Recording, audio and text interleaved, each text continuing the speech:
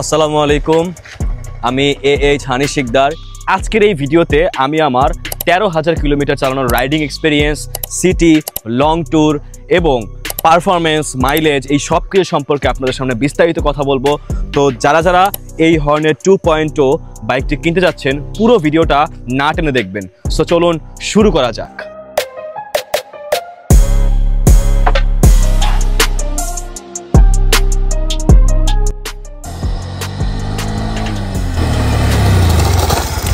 আপনারা তো জানেন প্রত্যেকটা বাইকেরই কিছু ভালো দিক থাকে, কিছু মন্দ দিক থাকে। সো আজকে আমরা এই হর্নেট 2.0 এর ব্যাড সাইড এবং গুড সাইড যেগুলো আছে সেগুলো নিয়ে আলোচনা করব। সো আমি প্রথমে এই বাইকের ব্যাড সাইড নিয়ে আপনাদের সাথে কথা বলবো।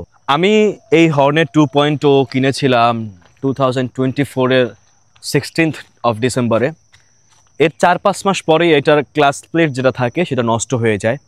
মূলত 4-5 মাসের মধ্যে ক্লাস প্লেট নষ্ট হওয়ার কথা না, যদিও ক্লাস প্লেটের কোনো ওয়ারেন্টি দেয়নি আমাকে কোম্পানি।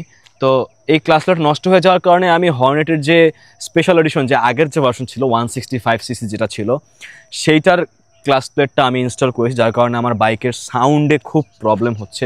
যদিও স্পিড বা আপনার থ্রোটল রেসপন্স আমার কোনো প্রবলেম হচ্ছে না, বাট এটা সাউন্ডটা একটু বাজে শোনা যাচ্ছে। তো কোম্পানি এখন পর্যন্ত এই বাইকটা 1-1.5 বছরের মতো হয়ে গেছে যে এইটা মার্কেটে লঞ্চ করেছে, কিন্তু এখন পর্যন্ত এই বাইকের ক্লাস প্লেটটা অ্যাভেলেবল হয়নি। আমি কোম্পানির কাছেও ক্লেম করেছি, বাট এখন পর্যন্ত তারা কোনো ক্লাস প্লেট আনতে পারে নাই। তো এটা আমি একজন ভুক্তভোগী।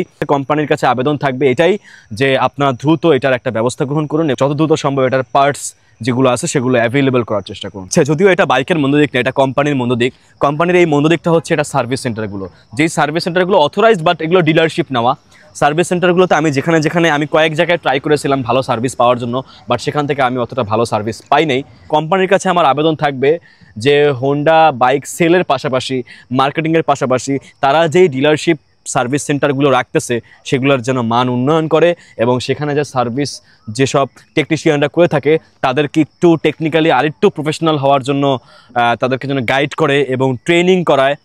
এতে করে আমরা যারা অথরাইজ শোরুম থেকে কিনতেছি তারা যেন অথরাইজ সার্ভিস সেন্টার থেকে ভালো একটা সার্ভিস আউটপুট পেতে পারি। আমি হর্নেট 2.0 যে ব্যাড সাইড যেটা বলতে চাচ্ছি, যে যদিও এটা অতটা ব্যাড সাইড না, কিন্তু এইটার যে হেডলাইট এবং এটার যে আগের ভার্সন ছিল হর্নেট স্পেশাল এডিশন সেইটা এবং হর্নেট 2.0, এটার হেডলাইটের আলো একেবারেই পর্যাপ্ত না। আপনি সিটিতে রাইড করেন অথবা হাইওয়েতে রাইড করেন, যেখানেই রাইড করেন না কেন, এটা একেবারেই আলো পর্যাপ্ত না। এটা মানে আমি ভাবছিলাম যে হয়তো বা স্পেশাল এডিশনের থেকে হর্নেট 2.0টা একটু ডেভেলপ করবে হেডলাইট আলো, যদিও এটা করা হয়নি। যার কারণে দুঃখে কষ্টে রাগে জিদের চোদনে আমি, সরি ফর মাই ল্যাঙ্গুয়েজ, আমি আমার ফগ লাইট লাগানো হয়েছে, আপনারা দেখতে পাচ্ছেন। হ্যাঁ, পুলিশে ঝামেলা করে, যার কারণে সিটি রাইডে আমি এটা এতটা ইউজ করি না, আমি এটা মোজা পরে রাখি, বাট হাইওয়েতে আমার এটা বাধ্য যে আমার এটা ইউজ করতেই হচ্ছে। হর্নেট 2.0তে এটা ইনস্টক যেই আপনার যেই লুকিং গ্লাসটা দেওয়া হয়েছে, এটা হর্নেট স্পেশাল এডিশনও সেম লুকিং গ্লাসটা দেওয়া হয়েছে। এটার ভিজিবিলিটি আমার কাছে ততটা ভালো লাগেনি। অন্যান্য বাইকের ভিজিবিলিটি যেরকম দেখা যায়, খুব ভালোভাবে দেখা যায়, এটাতে ওই রকমভাবে ভালোভাবে দেখা যায় না এবং বোঝাও যায় না যে পিছনে যে গাড়িটা আছে ওটা আমার থেকে কতটুকু দূরে আছে বা ওটা কতটুকু কাছে আছে, এটা বোঝা যায় না। সো ব্যাড সাইড আমি আপনাদেরকে বলতে চাচ্ছি সেটা হচ্ছে এটার লুকিং গ্লাস। এটার যে আরেকটি মন্দ দিক বা ব্যাড সাইড সেটা হচ্ছে এটার সিটটা। যেমনটা আমরা দেখতে পেয়েছিলাম হর্নেট স্পেশাল এডিশন, যেটা আগের 165cc যেটা ছিল, সেটার যেই সিটটা ছিল সেটা একটা সিটই ছিল, স্প্লিট সিট ছিল না। এখানে স্প্লিট সিট দেওয়া হয়েছে, ভালো দিক, স্প্লিট সিট দেওয়া হয়েছে, এটা ভালো দিক, কিন্তু এটার যে সিটের যে কমফোর্ট এটা একটু তুলনামূলকভাবে আগেরটার থেকে শক্ত। বাট আমরা বাজারে যে অন্যান্য বাইকগুলো দেখতে পাই সেগুলোর সিটগুলো মোটামুটি সফট হয়ে থাকে, বাট এটায় বাইক চালানোর সময় আপনার যে রাইডিং পজিশন সেটা বেস্ট, কিন্তু এটার সিটটা ওইরকম কমফোর্টেবল না। আমি ব্যক্তিগতভাবে আমার এবং আমার যারা পিলিয়ন থাকে তারা এটাতে বসে অতটা কমফোর্টেবল ফিল করে না। এটার পজিশনের কারণে না, এটা সিটটা সফট না, একটু হার্ড টাইপের। তো আমি কোম্পানির কাছে অনুরোধ করব যে নেক্সট টাইম যদি এই হর্নেট 2.0 এর কোনো নতুন ভার্সন আনে, আর একটু বেটার কোয়ালিটির যেন তারা এটা মেক করতে পারে, এই এনশিওর যেন তারা করতে পারে। যদিও এই প্রাইস অনুযায়ী সিঙ্গেল চ্যানেল এবিএসটা মানাচ্ছে, কিন্তু আর যদি 10-15 হাজার টাকা যদি বেশিও লাগতো, যদি এটাতে ডুয়েল চ্যানেল এবিএস দিত, তাহলে এই বাইকটা 100% ভ্যালু ফর মানি একটি বাইক হতো। তো এটা হচ্ছে এই বাইকের সর্বশেষ ব্যাড সাইড। তো এখন আমরা যেটা বলবো, এই বাইকের যেই অসাধারণ অসাধারণ গুড সাইড যেগুলো আছে সেগুলো নিয়ে আলোচনা করব। প্রথমেই আমি এই বাইকের যে ভালো দিকটা বলবো সেটা হচ্ছে এটার লুক। আমার মতো যারা বাইকার আছেন, যারা একটু স্টাইলিশ, তারা এই বাইকটা দেখে ডেফিনেটলি তারা এই বাইকের প্রেমে পড়ে যাবে। এটা যে লুক, সেই লুকটা আরও বেশি অ্যাগ্রেসিভ, আরও বেশি অ্যাট্রাকটিভ যেটা করেছে সেটা হচ্ছে এটা ইউএসডি সাসপেনশন, যে গোল্ডেন কালারের সাসপেনশন দেওয়া হয়েছে। এই গোল্ডেন কালারের সাসপেনশনটা পুরো বাইকের লুক আরও দ্বিগুণ তিনগুণ বাড়িয়ে ফেলেছে। তো এটা একটা গুড সাইড। একটা বাইকের মেইন হচ্ছে এটার ইঞ্জিন। এইটার যে ইঞ্জিন 184cc, এটা কিন্তু PGM-FI বা প্রোগ্রামড এফআই। প্রোগ্রামড এফআই কি? প্রোগ্রামড এফআই হচ্ছে যতটুকু আপনি এটা থ্রোটল দিবেন, আপনি আপনার রাইডিং পারফরমেন্সের উপরে আপনি যদি অ্যাগ্রেসিভ মোডে চালাতে চান, কিছুক্ষণ অ্যাগ্রেসিভ মোডে চালানোর পরে এই বাইকটা আপনার যে অ্যাগ্রেশন সেটাকে পিক করে সে তার মতো করে আউটপুট দিবে। আবার আপনি যদি মাইলেজ চাচ্ছেন বা আপনি নর্মালি স্লো রাইড করতেছেন, এই বাইকের যে ইঞ্জিনটা PGM প্রোগ্রামড, সেটা আপনার ওই সময়কার যে অ্যাগ্রেশন থাকবে, ওই সময়কার যে আপনার পারফরমেন্স যতটুকু আপনি চাচ্ছেন সেটা পিক করে আপনাকে ওই রকম আউটপুট দিবে। তো এটা হচ্ছে এই বাইকের সুপার ডুপার একটা পজিটিভ দিক। এই বাইকের আরেকটি ভালো দিক হচ্ছে এটার মিটারটা।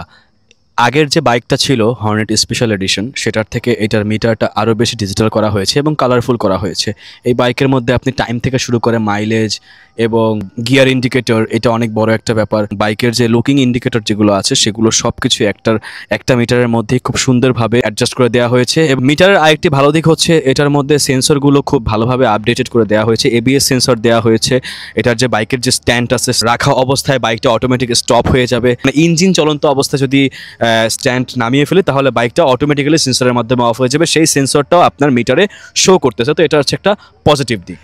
184cc ইঞ্জিন হিসাবে এই বাইকের মাইলেজও কিন্তু অনেক ভালো। নর্মালি 150cc বা 165cc যে মাইলেজ পাওয়া যায় না অনেক সময়, সেই মাইলেজও কিন্তু আপনি এই 184cc-তে আপনি পেয়ে যাচ্ছেন। নর্মালি আমি যখন সিটিতে রাইড করি তখন আমি এই বাইকের মধ্যে যে মাইলেজটা পাচ্ছি সেটা হচ্ছে 40-42 এরকম আমি মাইলেজ পাচ্ছি। মাঝে মধ্যে যখন আমি অ্যাগ্রেসিভ রাইড করি বা কোথাও তাড়াহুড়া থাকে তখন আমি মোটামুটি 38-36 মাইলেজও পেয়ে থাকি। আর অন্যদিকে আমি যদি লং ট্যুরের কথা বলি, লং ট্যুরে আমার মাইলেজ ছিল 45-48, এইটুকুই 45-48-এর মতোই, মানে 50+ এখনও যায় নাই।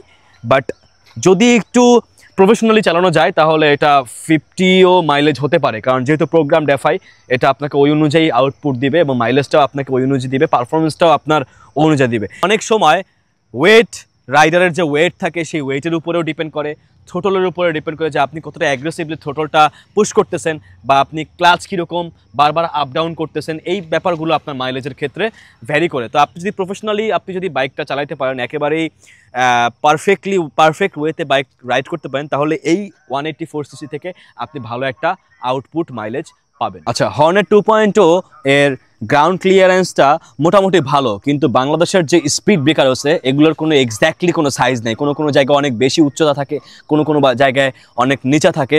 এই বাইকের গ্রাউন্ড ক্লিয়ারেন্সটা পুরোপুরি ডিপেন্ড করবে রাইডারের উপরে। রাইডার যদি স্লোলি স্টেডি ওয়েতে স্পিড ব্রেকারটা কভার আপ করতে পারে তাহলে গ্রাউন্ড ক্লিয়ারেন্সটা যথেষ্ট ভালো। কিন্তু হেভি ওয়েট যদি কেউ বসে বা পিলিয়নে যদি কোনো হেভি ওয়েট থাকে তাহলে সামান্য একটু বাড়ি খাওয়ার সম্ভাবনা আছে। তবে আমার ক্ষেত্রে পার্সোনালি এটার গ্রাউন্ড ক্লিয়ারেন্সটা পার্সোনালি অনেক ভালো লেগেছে। আমার হাইট হচ্ছে 5 ফিট 6। আপনারা যারা 5 ফিট 4 আছেন তাদের থেকে শুরু করে সবাই মূলত এই বাইকটা রাইড করতে পারবেন, তেমন একটা স্ট্রাগল করা লাগবে না। যদিও আমার 5 ফিট 6 হওয়া সত্ত্বেও আমার একটু স্ট্রাগল করে, একটু পা উঠায়, বাট এটা আমার জন্য অত বেশি প্রবলেম না।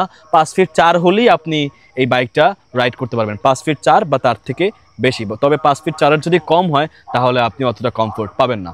তারপরে আমি বলতে চাচ্ছি যে এই বাইকের সিটিং পজিশন, এই বাইকের যে সিটিং পজিশন আছে এটা খুবই দুর্দান্ত, খুবই অসাধারণ। আপনারা দেখতে পাচ্ছেন যে আমার অতটা স্ট্রাগল করা লাগতেছে না এবং আমি স্ট্রেট ওয়েতে বাইকটা রাইড করতে পারবো এবং চাইলে একটু মানে নিচের দিকে একটু হেলেও আমি করতে পারবো বা আমি একদম স্ট্রেট ওয়েতেও বাইক রাইডিং করতে পারবো। সো এটার যে সিটিং পজিশন আছে এটা একেবারেই ব্যাক পেইন বলেন বা হ্যান্ড পেইন বলেন এরকম কোনো প্রবলেম এই বাইকের মধ্যে নেই।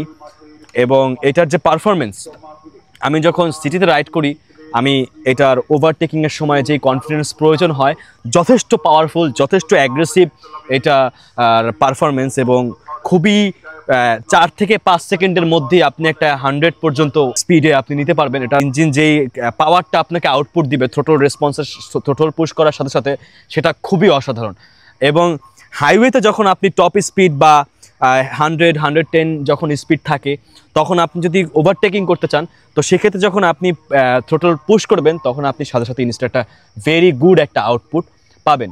আগের হর্নেট থেকে এটার পারফরমেন্স অনেক অনেক গুণে ভালো। সো এটা হচ্ছে গিয়ে এই বাইকের পজিটিভ দিক। এই বাইকের আরেকটি ভালো দিক হচ্ছে এটার বিল্ড কোয়ালিটি। যদিও এটার বিল্ড কোয়ালিটি অত ভালোও না, আমরা হোন্ডা কোম্পানি থেকে যেটা এক্সপেক্ট করি অত ভালো না, তবে আগের যে হর্নেট বাইক ছিল, আমি নিজেও চালাইছিলাম, সেই বাইকের থেকে এইটার বিল্ড কোয়ালিটি অনেকাংশেই ভালো করেছে, তুলনামূলকভাবে ভালো করেছে। এবং এটার যে সুইচ কোয়ালিটি আছে, এই সুইচ কোয়ালিটিগুলোও আগের থেকে অনেকাংশে ভালো করা হয়েছে। তো এইটাকে আমি পজিটিভ দিকেই রাখতে চাচ্ছি। তো এই ছিল আমার এই 13,000 কিলোমিটার রাইড করার যে এক্সপিরিয়েন্স আপনাদের সাথে শেয়ার করলাম। 2,89,000 টাকায় যে বাইকটা, এটা 100% ভ্যালু ফর মানি। বাজারে যে অন্যান্য 150 সিসি বা 160 সিসির যে বাইকগুলো আছে, সেটার তুলনায় 2,89,000 টাকা দিয়ে এই বাইকটা 100% ভ্যালু ফর মানি। এবং আপনারা যারা এই বাইকটা কিনবেন বা অন্য যে কোনো বাইক কিনেন না কেন, রাইডিংয়ের সময় অবশ্যই সিটি হোক বা লং রুট হোক, অবশ্যই হেলমেট পরা অবস্থায় রাইড করবেন। আসসালামু আলাইকুম, ধন্যবাদ সবাইকে।